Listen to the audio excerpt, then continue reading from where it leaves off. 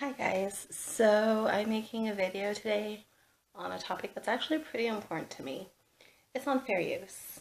So I'm going to ask straight up that if you please share this one because I think it's important information anybody who uses the internet could use. But fair use, it's a really popular topic right now and most people, they don't know a whole lot about it. So I wanted to kind of explain some stuff about it.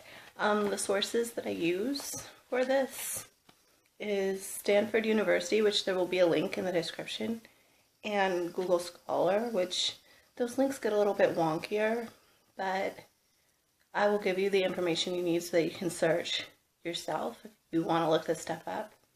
Anyway, so when it comes to fair use, there's actually 4 factors to consider.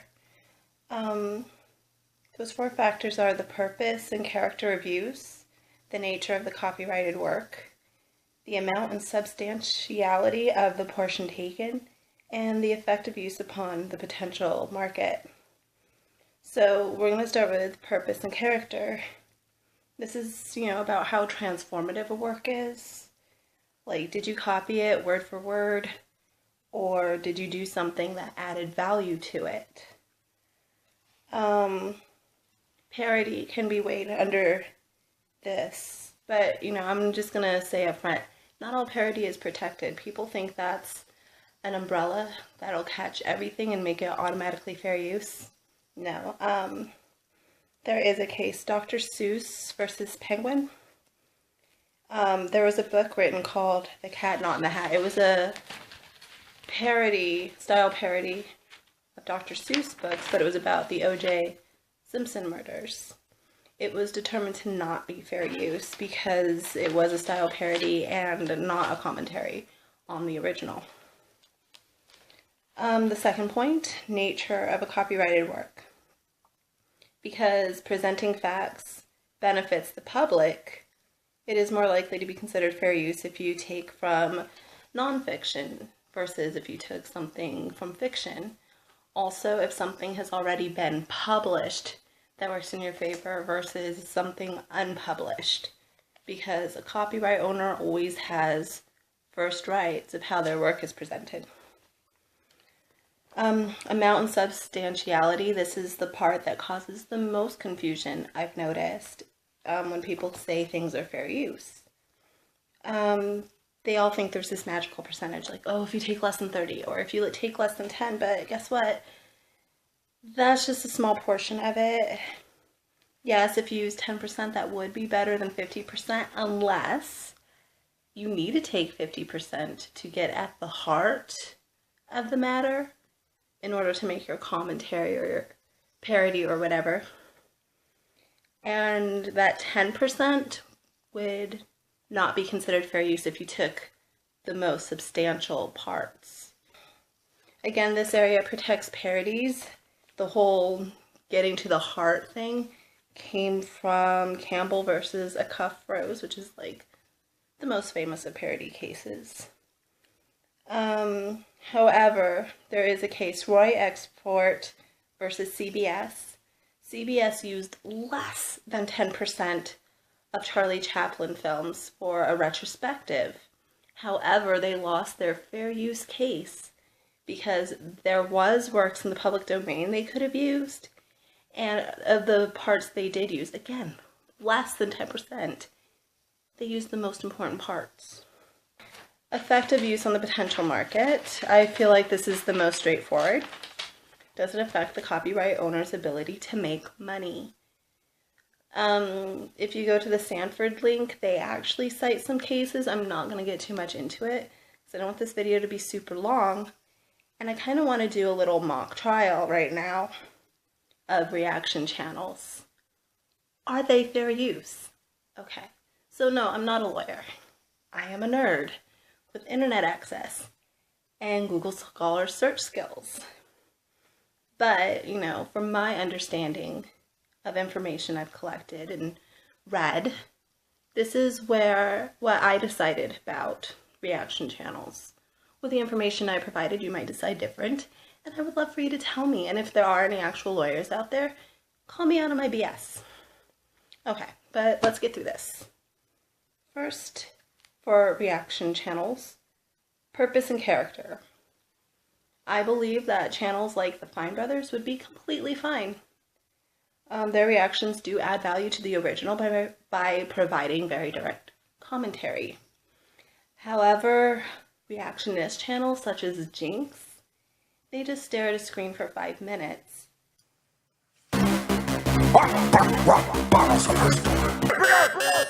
Is it me? Well, here's my first issue. I barely even know enough about you to diss you. Honestly, think I brandish my katanas, man. I'll slice you up and vanish in my ladybug pajamas. Stop makes me space sick. Your bars like no bell cable, fucking basic. I'll smack a mark in the mouth. I don't think that adds any value at all. Let's go to nature of the work. And this can vary wildly between video to video. But I want to because there's already going to be a part where I give everybody a hard time, I'm going to give them benefit of a doubt on this one. Viral news clip. So that would be in their favor. Amount and substantiality. This is the one where kind of everybody takes a hit, but I explain it. And it's just out of fairness, I have to give a hard time to everybody. But okay, so Jinx and crew, they all take 100% of the video. Clearly that's not good. 100%, I don't see that being fair use. Okay, but let's go to reactor channels like the Fine Brothers, where they do take much less, but they take the better parts, because who's going to react to the boring parts? However, because they need these good parts to make their reactions, I do think they're fine when it comes to this point. Much like parody would be fine. Effect on market. Again, Fine Brothers. They do take the good parts, but they don't take the whole video. So you still have a reason to go see the original. Like, especially if you want to make your own reaction. Well, like, not a video, but like, you just want to see how you would react to the whole thing. Like, oh, is there something I didn't see that might change how I'm looking at this? Or whatever. There's still reason for you to see the original there. However, the channels that take 100% give you no reason to go see the original. It's all right there. You already know what your full reaction is, because you reacted with the reactor or reactionist, whatever. The only reason I would ever want to give them any leeway is because of third-party claims, which I know does affect them. The original copyright owner does still get their money. However, I feel like that the original copyright owner still loses out on precious SEO, which would help them further grow their channel and gain subscribers. They don't get a chance to tell people, you know, support me. That gets taken away from them. So what I think, and again, I may be wrong because I'm just a nerd with internet access, channels like the Fine Brothers, very clearly fair use. Great job, guys. Jinx and the other guys, no. Those would not be considered fair use. There's just too much going against them, and they need to make changes to not just be leeches. And in fact, let's be honest, third-party claims and the kindness of YouTubers and their lack of legal teams is the only reason these channels could skate by. If they try to do this with like Viacom, they'd be shut down immediately. So again, I just feel like copyright is such an important issue, fair use especially, that I hope this video was informative, that it helped people think about what might be considered fair use, or at least, you know, put a little bit more investigation into it than like, oh, if you use this much of a video, it's automatically fair use. So again, if you think this video is informative, please share it. Give it a like. Thanks guys, and I'll see you next time. Bye.